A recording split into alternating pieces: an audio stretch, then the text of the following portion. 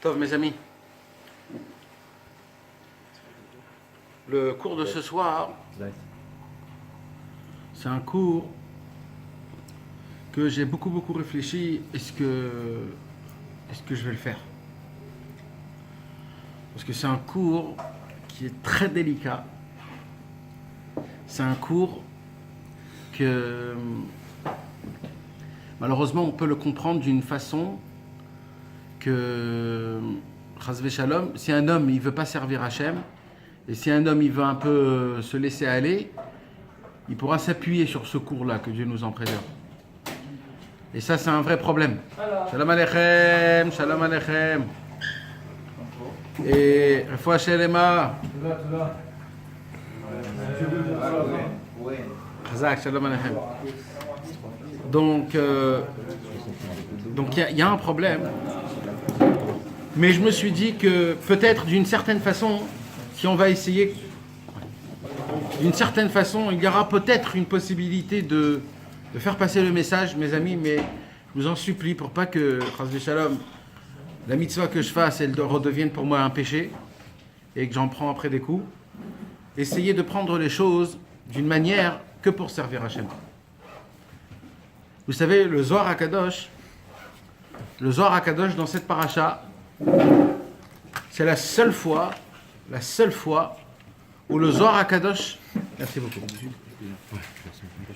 C'est la seule fois où le Zohar HaKadosh il dit la preuve pour laquelle la Torah est fermée, tamponnée et incompréhensible, c'est de notre paracha de cette semaine. Comme ça, il dit le Zohar. Sur des milliers de pages que le Zohar y a, la seule fois où il écrit que la plus grande preuve que la Torah, c'est un code, ce sont des secrets et qu'on ne comprend rien, c'est de notre paracha de notre semaine. La paracha qui est Vayeshev. Vayeshev. Maintenant, pourquoi? Alors, comme on a l'habitude, Bezrat Hashem, on va essayer de parler un petit peu de la paracha et on va essayer de poser quelques questions.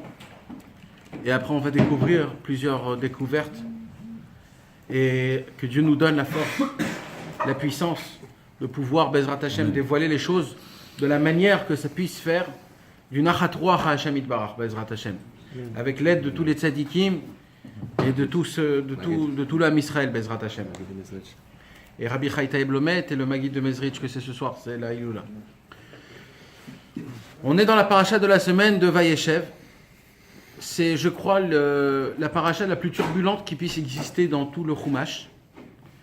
Là où Yaakov, il demande à Yosef, ni plus ni moins, d'aller voir ses frères. Bien avant, Yosef, il rêve de rêves très spéciaux. Des rêves où il déclare ouvertement que c'est lui le patron, c'est lui le roi. Il a à peine moins que 17 ans à cette époque-là, moins que 17 ans. Réhouven, il avait plus de 30 ans. Donc imagine-toi, tous des tzadikim comme on peut même pas s'imaginer la grandeur de ces tzadikim-là. On n'a pas le droit à une seule seconde de penser, de parler, de réfléchir ou de dire quelque chose au sujet des tribus qu'ils ont fait quelque chose à Yosef. On n'a pas le droit du tout. Et au moment où il raconte ses rêves, Yosef Hatzadik, ils disent mais il y a un problème, Tu comptes vraiment qu'on va se prosterner? Nous tous, on va dire bon ok. Mais tu veux que papa se prosterne? Yaakov Avinu, il va se prosterner? Mais tu déjonctes ou quoi? Qu'est-ce qui se passe? Et depuis, en plus de ça, Yaakov Avinu, il adorait plus Yosef que les autres. Il lui a donné des habits plus beaux et plus grands et plus... Et les autres frères, malheureusement, ils ont commencé à développer une sorte de haine. Chas v'shalom, encore une fois, Kaviachol, on ne parle pas de choses qu'on comprend nous aujourd'hui. Ce n'était pas du tout des hommes comme nous, mes amis. Ce n'était pas du tout des hommes comme nous. Encore une fois, pourquoi j'ai dit que le Zohar, il dit que cette paracha, c'est la preuve que toute la Torah, c'est un code et qu'on ne comprend rien, c'est que malheur à celui qui croit ou qui va penser ou qui va même poser des questions sur les frères en disant comment c'est possible qu'il a fait, qu'il a dit, etc., etc. Parce que c'est impensable. On parle des 12 tribus, les Shifteia, c'est les tribus de Dieu. Et ce qu'il faut que vous compreniez, c'est que pour déclarer que Yosef il est chayav mita, c'est-à-dire qu'il est en peine de mort. Ils étaient 9, il fallait un 10e. Et le 10e, c'était qui? Hachem. Donc c'est Hachem qui a tamponné avec les tribus de prendre Yosef Hatzadik et de le tuer. Hachem, il barre. Donc si vous parlez sur les tribus, il faut que vous parlez sur Hachem. Donc vous comprenez de quoi on parle. Et il s'est passé ce qui s'est passé. Yosef Hatzadik, ils l'ont mis dans un puits. Le Tikkun Azor, il dit va à bord rek en bo maim en bo avad nechashim va akrabim yeshbo. Le puits était vide. Ça veut dire quoi vide? C'est-à-dire vide d'eau, mais il n'était pas vide de serpents et de scorpions. Et ils ont mis là-bas Yosef Hatzadik. Reuven, il est venu là-bas la nuit. Il a vu ce qui s'est passé à Yosef Hatzadik, il n'en pouvait plus, il est retourné, il a dit mais vous t'imagines qu'est-ce qu'on a fait, comment ça s'est passé, etc. Peut-être on va le vendre. Et ils l'ont vendu, ils l'ont mis dans un puits, ils l'ont vendu, il a été vendu 10 fois. 10 fois il a été vendu. De pays en pays, comme un chameau. À la fin du compte, ils l'ont vendu pourquoi mes amis? 10 pièces d'argent. Non, pour un lacet. Ah, pour un lacet. Un lacet. Ils l'ont échangé par un lacet, mes amis. Yosef Hatzadik. Yosef Hatzadik, il est parti en Égypte. Il est devenu, petit à petit, il est devenu, au début, il était là-bas comme un homme jeté complètement. Jusqu'à que petit à petit, il est monté de grade, qu'il est arrivé à Potiphar. Quand il est arrivé à Potiphar, à l'âge le plus difficile, à l'âge de 17 ans, à l'âge de 17 ans, il a été éprouvé par l'épreuve la plus grande. L'épreuve la plus grande, c'est le Yetzer Hara. Il a essayé de le tenter avec l'immoralité, la passion sexuelle. Il a tenu malgré son âge. Et quand il a tenu d'une manière normale, il devait... la femme de Potiphar, elle a tout mis sur sa tête, comme quoi il voulait la violer. Et malheureusement, on l'a mis en prison. Pendant ce temps-là, il y a l'histoire, pendant ce temps-là, de Yehuda. Une histoire. Et là, c'est comme par hasard, c'est une question que je pose, qu'on va en parler. Comme par hasard, en plein milieu d'un film, on nous fait rentrer un autre film qui n'a ni queue ni tête. Il a ni commencement, ni termination. Il n'y a rien. C'est une histoire en plein milieu comme ça. C'est quoi? C'est l'histoire de Yehuda et de Tamar. Yehuda, il avait 2 enfants, Er et Onan. Il a marié le premier avec Tamar. Tamar qui était une très grande sadéquette. C'était qui Tamar, mes amis? La fille de Shem. De Shem. C'était la fille de Shem. La petite fille de Noach. C'est de Renoir, Non, pas Tamar. Ham, c'était celui-là. Maintenant, ce qui se passe, c'est que Tamar, elle se marie avec Er. Er ne se conduit pas correctement et Dieu le tue. Après, il le marie avec Onan. Il fait la même chose que son frère. Elle ne se conduit pas correctement et elle le tue. Il reste Sheila. Sheila, c'est le petit de Yehuda. Tamar, elle vient chez Yehuda et lui dit il y a la mitzvah de Hiboum. C'est quoi la mitzvah de Hiboum? C'est quand un homme il se marie avec une femme et qu'ils n'ont pas eu d'enfant et qu'il meurt, elle est obligée de se marier avec son frère.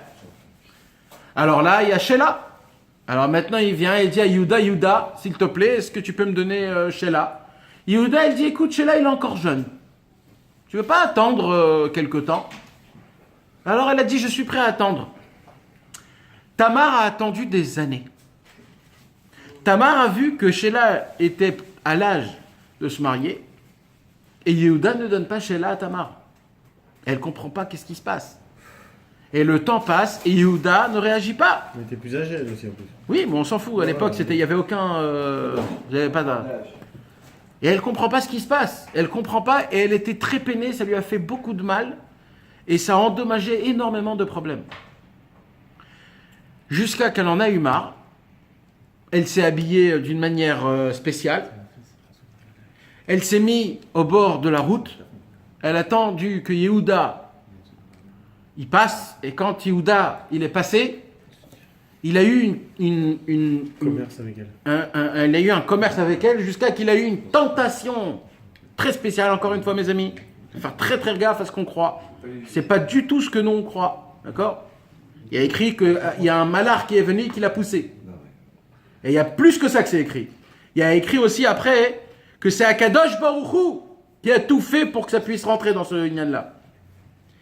Et Yehuda est allé avec Tamar. Et la Torah nous dit comme ça. Vayehi kemeshalosh chodashim.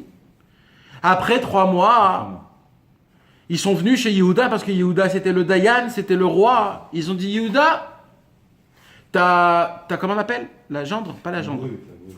Ta bru. Ta bru est enceinte. Ta belle-fille enceinte. Donc elle est enceinte de znout, elle est enceinte d'immoralité. Je vais laisser des gages, pas oublier. Elle lui a laissé des gages, Nachon. Elle lui a laissé 3 gages. Et qu'est-ce qui se passe? Il se passe que il entend ça. Alors qu'est-ce qu'il dit Yehuda? Tout simplement, Otziua vetisaref. Sortez-la, brûlez-la. Elle a entendu ça. La Rashi dit, rapporte, ça vient d'une braïta dans Sifri. Rashi dit, elle était prête à se mettre dans cette bûche de feu, mais l'essentiel c'était de ne pas le faire honte à Yehuda. Parce qu'elle, elle savait que c'était de Yehuda. Yehuda, lui, il ne savait pas que c'était Tamar. Elle s'était cachée. Il ne la connaissait pas. De là, on apprend combien Tamar c'était une tzadékette. Parce que Tamar, depuis qu'elle était vivante avec Hervé Onan, elle ne s'est jamais découvert le visage. Il ne la connaissait pas. C'est pour ça que la première fois qu'elle s'est découvert le visage, c'était la première fois qu'il l'avait vue, quand elle est sortie dehors. Donc en fait, il ne la connaissait pas, lui. Il ne savait pas que c'était elle. Alors elle a vu ça, elle a essayé de tenter sa dernière chance. Elle a écouté bien comment la Torah dit. La Torah dit, Akerna, Reconnais. je t'en supplie, reconnais les mi aptilim, à qui appartient Ces objets. ces objets, ces 3 objets-là. C'est de lui que je suis enceinte. D'accord? C'est ça qu'elle dit, Madame Tamar. Oui, c'est exactement ça. Vous voulez le chumash? Hein, Steve? Il est à gauche, non? Ou en milieu à gauche?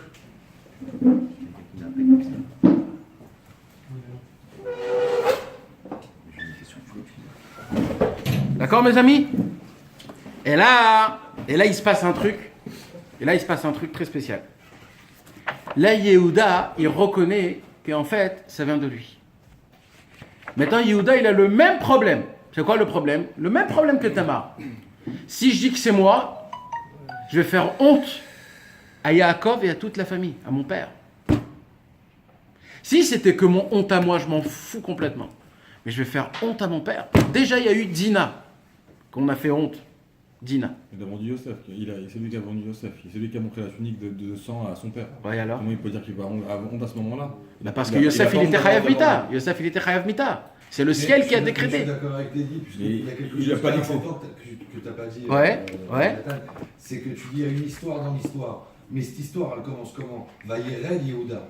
C'est comme ça qu'il commence le passage. Nahon. Vayered Yehuda, il est important ce Vayered Yehuda. Il est descendu de quoi? De sa grandeur. Quelque chose, de sa grandeur. Donc après, c'est Midat Keneget Midat. Tout ce qui lui arrive là à ce moment-là, c'est parce qu'il est descendu. Toute la paracha, c'est que ça qu'on dit. C'est ça, c'est ça, c'est ce qu'il est quand même. Non, mais alors pourquoi il n'est pas venu? Je comprends ta question, moi. Pourquoi il n'est pas venu voir Yaakov? gratuit.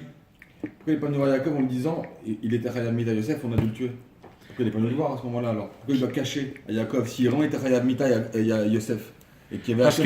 Parce qu'ils se sont dit que Yaakov, il est Nogéa Badavar. Yaakov, il aime trop Yosef, donc il est Nogéa. Il ne pourra pas donner un juste... Ça, c'est pour toi. Maintenant, ta réponse à toi, c'est que le pauvre Yuda, c'est vrai que c'était le patron, mais ils étaient 9 aussi. D'accord, mais la responsabilité, Yehuda, c'est la malchoute. Non, il y a Lévi aussi. Lévi, c'était le Dayan aussi. D'accord, mais... Non, mais il y a... Où tout le monde paye. Lévi. À Ouais. ce moment-là, Yehuda, il était déjà Yehuda. Et alors? Parce que quand il vient voir Yosef... Et Lévi, il est plus grand. Réhouven, c'était le Bechor. Non, mais il avait pas eu son. Il y a écrit que si Réhouven... Il a pas eu son. Non, mais alors, non. Si on paye, tout le monde paye. C'est vrai que Yehuda, il doit payer plus, mais tout le monde doit payer. C'est pas un oui et les autres non. Mais alors pourquoi ce passage justement en plein milieu d'une paracha Vayered C'est la Yehuda question que j'ai posée. C'est la question que j'ai posée. Il y a une réponse derrière. Et derrière Hagav, c'est pas là, c'est pas Mida Keneged Mida ce qui se passe avec Yehuda. Le Mida Keneged Mida, c'est Yosef qui l'a rendu la truc. Après, avec la coupe. C'est là-bas où Yosef les a fait faire payer, pas maintenant. Ah, ça aussi, il faut bien le voir. Donc c'est une question que je pose. Donc, ben, mettre la question, donc elle est là. C'est quoi la question? Oui, mais l'acte en lui-même, il est là. Il va sur le chemin, d'où on apprend que si à un moment donné tu as trop de pulsions, habille-toi en noir, sors de ta ville et va faire ce que tu as à faire, t'es d'accord? C'est de là, c'est de Yehuda qu'on apprend ça. Puisque quand tu dis une chose, il couche avec elle, mais elle lui demande de l'argent, il n'a pas d'argent, il lui donne les gages. Il revient après pour lui donner de l'argent pour récupérer ses gages à un moment donné. Il la trouve plus, Elle est il plus dit là. la fille qui était Ouais. là-bas, on la connaît pas, Alors, on ne alors. sait pas, elle a disparu. Donc, tu dis, il ne faut pas parler de l'acte qu'il y a eu à ce moment-là. Mais l'acte, il a été là. Non, mais Bien sûr. il faut pas parler de l'acte, il faut que c'était pas que ça fasse. Non, on peut pas dire qu'il a été voir volontairement, on dit ça à Elle chaque était habillée d'une manière spéciale, volontairement. elle était habillée en. Oui, oui. On fit pas bien. Bah, c'est Hachem qui a fait sortir le désir, parce que si ça avait été lui, il aurait Oui, pas fait. attends, pas mode désir, oui. Ouais. Elle ne dit pas qu'il n'y avait pas de désir. Non, mais si c'était que Yehuda, il n'aurait même pas été avec elle. C'est que parce que Hachem il a fait notre désir, sinon il n'aurait pas été avec elle. C'est la question. Il a été avec elle. Continue. Ouais. Comme ça, on comprend. Ne jouons pas sur le. Tov. Et là, Yehuda, donc, qui se pose la question en se disant que c'est très. Comment je dois réagir? Parce que là, c'est le nom de mon père. Une fois que Dina elle a été violée, ça peut arriver. Mais qu'il y a 2 cas en espace de temps qui est tout petit, là, ça peut faire un grand Chenoul Hashem sur Yaakov Avinu et sur la famille de Yaakov. Mais il a réagi, Yehuda, d'une manière. De là, on apprend quelque chose d'énorme. Quelque chose d'énorme. Yehuda, Shalom Aleichem. Yehuda vient du mot aussi Oda'a. Oda veut dire une sorte de remerciement, mais veut dire une autre chose aussi. Oda veut dire aussi avouer. Les Hodot. D'accord? Il y a Oda'a, remercier, et il y a les Hodot, avouer. Akadosh Baruch Hu, depuis la création du monde, il a dit que lui, il va s'appeler Yehuda. Pourquoi? Parce que quand il va lui arriver l'histoire de Tamar, le moment où il va se dire, peut-être je dis pas, Dieu il a dit, moi je vais l'aider à dévoiler en l'appelant Yehuda. Parce qu'en l'appelant Yehuda, s'il dit, s'il va avouer, alors c'est ok. S'il n'avoue pas, ça va être très très très très très grave. Et donc il a été appelé Yehuda bien avant, c'est-à-dire depuis la création du monde, quand Akadosh Baruch Hu a écrit le livre. Et c'est pour ça que Yaakov Avinu, dans la paracha de Vayechi, il dit Yehuda ata yoducha achicha. Ça veut dire quoi? Yehuda, tu t'appelles Yehuda, pourquoi? Parce que tu savais, malgré que ça mettait à tes frères une honte, eh ben tu as quand même avoué. Et là, qu'est-ce qui se passe? Le cours continue. Le cours du 10 histoires, Yosef Hatzadik, la paracha, et ça s'arrête là. On voit que Tamar a 2 enfants, Peretz et Zarach. On voit que Peretz et Zarach, ils ont le même histoire que Yaakov et Esav, mais cette fois-ci par les mains, pas par les pieds. Ça a été le remèze que Yaakov et Esav, leur anaga, comment on appelle ça, leur conduite va nous donner la vision pour la galoute, mais Peretz et Zarach vont nous donner la conduite pour le Mashiach, parce que ça c'est les pieds et ça c'est les mains. Parce que un il voulait sortir, un il a sorti sa main, après il a rentré et l'autre il est ressorti. Et de eux est sorti Mashiach. Donc Mashiach est descendu d'une histoire de Yehuda et de Tamar. Maintenant mes amis, comme je vous explique, c'est très difficile à comprendre ces choses-là. C'est vraiment très très très difficile. C'est des choses que on peut se casser la tête en se disant mais c'est ça nos patriarches à nous. Comment c'est possible des choses comme ça? Alors là, mes amis, je voudrais vous renverser complètement toute cette histoire. Complètement. Je voudrais maintenant expliquer cette histoire complètement à l'envers. Mais alors là, je vais tout changer. Salam alaikum. Je vais vous changer tout le cours de cette histoire. Salut frère. D'accord? Avant ça, j'ai besoin que vous soyez avec moi et que vous puissiez, j'ai 2-3 petites introductions, que ces introductions, c'est les plus importants de tout. Il faut bien que vous allez comprendre ce qu'on va dire ce soir, car c'est quelque chose de vital pour notre vie. Vous savez que quand un homme, il doit mettre en application quelque chose dans sa vie, ça doit passer 5 étapes. Pourquoi 5 étapes? En vérité, c'est 4 étapes, mais c'est 5. C'est, comme toujours, le numéro 4, c'est le Yud Kevavke, les 4 noms de Dieu. Maintenant, dans le Yud du Yud Kevavke, le Yud en lui-même, il se sépare en deux. Il y a le petit Kotz, le petit... Quoi, c'est le 4? Il y a le petit Kotz, comment on appelle ça? Le petit point du Yud, et il y a le Yud en lui-même. Il y a 5 choses. C'est quoi les 5 choses? Chaque chose qu'on fait, hein, quand on boit un verre d'eau, quand on va dormir, quand on parle, chaque chose qu'on fait, normalement, ça passe 5 étapes qui se font en un clin d'œil. D'accord? Il y a d'abord la volonté. C'est une volonté. Hein. Quand j'ai envie de boire, je veux boire. D'accord? Après la volonté, il y a la pensée. C'est quoi la pensée? Tu commences à te le mettre dans ta tête en te disant, je vais me lever, je vais prendre un verre, etc., etc. D'accord? Après la pensée, il y a le hirour. C'est quoi le hirour? Moins fort. Le hirour, c'est la façon de comment ça va se passer. C'est plus tactique. C'est-à-dire, ça prend là, je vais me lever, je vais me passer à droite. C'est le... Comment on peut... Le cheminement. Le cheminement. Après, il y a la voix et la parole, qui est en même temps. Tu peux me donner, s'il te plaît, le verre d'eau? Ah, je crois que je vais me lever, je vais prendre un verre d'eau. Mais de base, quelque chose qui est dur, qui est scellé, qu'on veut qu'il reste fort, il doit avoir ces 5 choses-là. Je répète, première chose, le plus important, le plus haut, la volonté. Deuxièmement, la pensée. Après, la pensée plus tactique, cheminement. Après, il y a la voix et la parole qui en même temps qui font la termination. Vous allez voir que quand on prie, on fait ces choses-là. Quand on prie, on est obligé d'avoir le ratson. C'est pour ça qu'on dit Leshem Yichud Kucha Berich Ushrinte. On dévoile notre volonté. D'accord? Après, il y a la pensée. D'accord? C'est quoi la pensée? C'est la préparation. Après, il y a le hirour, c'est la kavana. Le hirour, c'est de se concentrer. Après, il y a la kol, c'est quoi? De prier à voix haute. Parce qu'il y a des gens qui prient sans kol. C'est sans voix, ça. Ça s'appelle pas prier. Ça s'appelle prier, mais c'est pas fort. Et il y a le dibour, et il y a la parole de faire sortir de sa bouche. Les gens, ils disent quoi? On est obligé de dire de notre bouche, on ne peut pas juste penser. Hachem, il ne connaît pas nos pensées. Bien sûr qu'il connaît Hachem. Mais pour qu'il y ait quelque chose de scellé, pour qu'il y ait quelque chose de fort, il faut que ça passe par la voix et par la parole. D'accord? Je répète, je récapitule. Volonté, pensée, cheminement, voix et parole. Ok? Alors écoutez maintenant cette chose qui est exceptionnelle que les gens, ça se peut qu'ils sachent, mais ils n'arrivent pas, ils le captent pas. Mais c'est un truc qui est exceptionnel. Écoutez bien ce que je vais vous dire.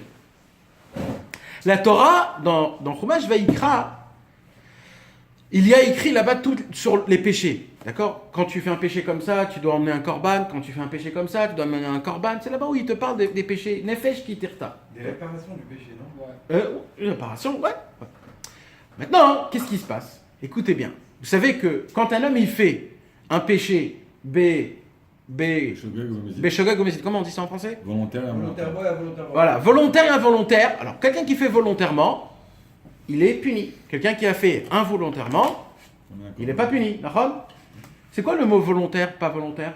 Il a voulu le faire. C'est bien du mot volonté. Vous savez, c'est quoi? C'est un chidouche. C'est un chidouche, mes amis. Vous savez, c'est quoi qui rend l'action? C'est quoi qui est plus fort aujourd'hui qu'on voit? C'est l'action ou la pensée? C'est l'acte, tu le vois. C'est l'acte. Oui ou non? Si je veux $1 million, ça m'aide moi quelque chose? Non, il faut le faire. Ça prend du temps jusqu'à que je l'ai. Maintenant, si j'ai $1 million, je fais ce que j'ai envie, d'accord ou pas? Si je pense à faire un péché, ok? De base, je parle dans ce monde-ci comme ce que nous on croit. Tant que j'ai rien fait, d'accord? Et une action, c'est là où tu fais. T'imagines comment c'est grave? Ben, la Torah, elle te dit, c'est pas comme ça. La Torah, elle te dit, vous savez, c'est quoi qui différence la personne si elle faute ou pas? C'est si la volonté a été touchée. Si tu as voulu fauter et que tu as fauté, la faute, elle est comptée. Si tu n'as pas voulu et tu as fauté, il n'y a presque rien dans la faute. Il n'y a presque rien, il faut juste emmener un korban. toute la différence entre le shogeg et le mézid, c'est-à-dire le volontaire et le involontaire, eh ben c'est que dans la volonté. D'accord? Vous imaginez jusqu'à où ça va? D'où on apprend ça? On apprend ça dans la Torah. La Torah, elle te dit comme ça. Une femme qui a fait le neder d'être nazir.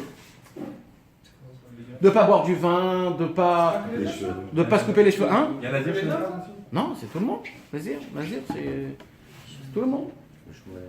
Ou alors, même un neder, Stam. Même une femme qui a dit, je ne veux pas aller chez ma voisine. D'accord? Elle a fait un neder. La lacha, elle dit comme ça. Si le jour même, le mari, il a entendu le neder, le jour même, le mari, il peut dire moufarlar, c'est-à-dire j'annule, et c'est annulé. Que son mari. Que son mari. S'il n'a pas entendu. S'il n'a pas entendu, c'est un problème. Il faut que ça soit le jour même. D'accord? Alors maintenant, la Gemara, elle pose une question. Écoutez bien, mes amis, hein, soyez attentifs. La Gemara, elle pose une question. Qu'est-ce qui se passe si la femme a fait le neder de ne pas aller chez la voisine, et le mari a entendu, elle a dit, je la connais ma meuf, elle va avoir besoin d'un ça, elle va aller, elle va frapper. Alors, je dis moufar. Ah, annule. Ça a été annulé, d'accord? Ça a été annulé. Mais elle ne sait pas que ça a été annulé. Et elle va à la voisine. La halakha, elle pose la question. Est-ce qu'elle a fait un péché ou elle n'a pas fait un péché? Elle l'a fait parce qu'elle était pas censée savoir. Mais c'est quoi la racine de la vraie raison? Ah, là, si, c'est la même chose. C'est qu'elle a touché la volonté. Sa volonté à elle. Elle ne savait pas. Donc elle, en allant là-bas... Il peut se permettre de pouvoir l'annuler s'il ne peut pas contrôler la pensée de sa femme. La volonté de sa femme, il ne peut pas la Mais contrôler. comment il l'a annulé sur Non. On peut dire que le mari il peut venir annuler sans le dire. annuler un neder, Sans le et que dire. ça dépend que de la volonté. C'est pas possible cette histoire. Un homme et une femme, c'est un, c'est pas deux. Alors, Il a la possibilité, l'homme, de monter le plus haut de sa femme. Alors elle n'a pas de ratson alors, la femme. Non, elle a une bechira quelconque. Maintenant, au moment où elle touche le ratzon, c'est-à-dire qu'elle fait volontairement le péché, même qu'elle ne savait pas, c'est-à-dire de base, il n'y a aucune faute. Mais puisque elle ne savait pas, c'est compté comme une faute. Pourquoi? Parce que dans sa volonté, dans le ratzon, elle ne savait pas que c'était annulé. Et comme elle ne savait pas que c'était annulé, alors quand elle est allée là-bas, elle a dû passer une étape qui s'appelle le ratzon, c'est-à-dire la volonté début de faire le neder, de ne pas aller chez la voisine, et elle a dû briser cette chose-là, et ça c'est compté comme un péché, même si le péché n'existe pas. Vous imaginez jusqu'à où ça va? C'est pour cela que Rabbi Nachman, il a parlé des centaines de fois, et Rabbi Nathan dans le Likutei Halachot, la grandeur de la volonté, comment c'est grave. Parce que tout le Yetzer Hara, il veut toucher qu'une seule chose. Ni l'acte, ni la parole, ni les sensations. Il veut toucher qu'une seule chose. Il veut te changer ta volonté. Vouloir des mauvaises choses et ne pas vouloir des bonnes choses. C'est que ça. C'est toi qui fais la mauvaise chose. Mais on s'en fout de l'acte, c'est ça ce que je t'explique. Parce que l'acte, il est obligé de passer d'abord par la pensée. Tu ne peux pas faire quelque chose sans penser. Et si tu fais quelque chose sans penser, c'est pas compté.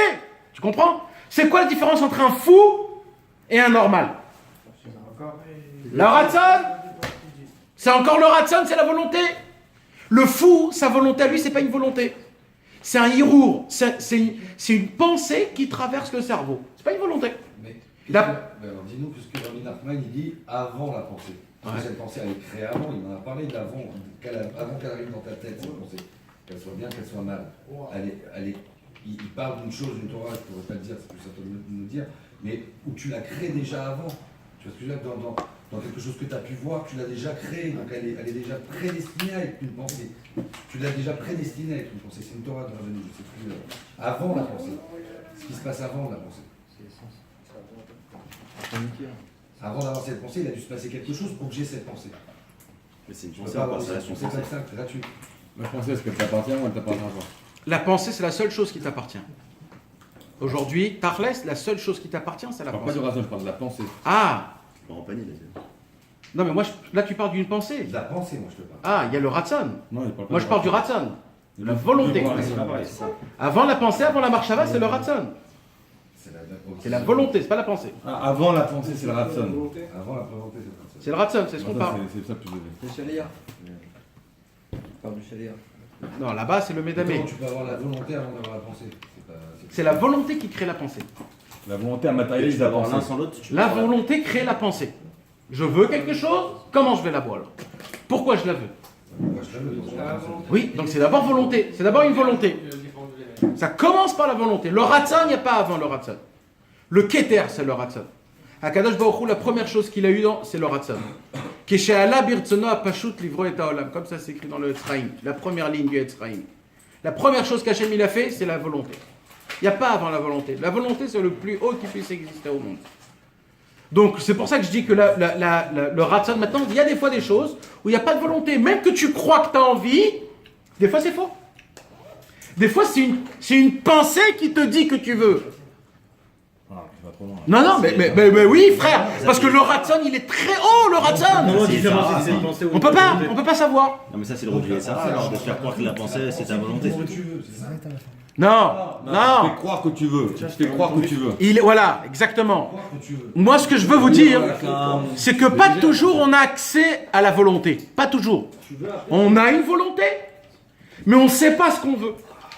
T'as compris? Ta volonté, elle est toujours là. La question, c'est que toi, tu n'es pas connecté avec ta volonté. Mais la volonté, elle est connectée avec ta pensée.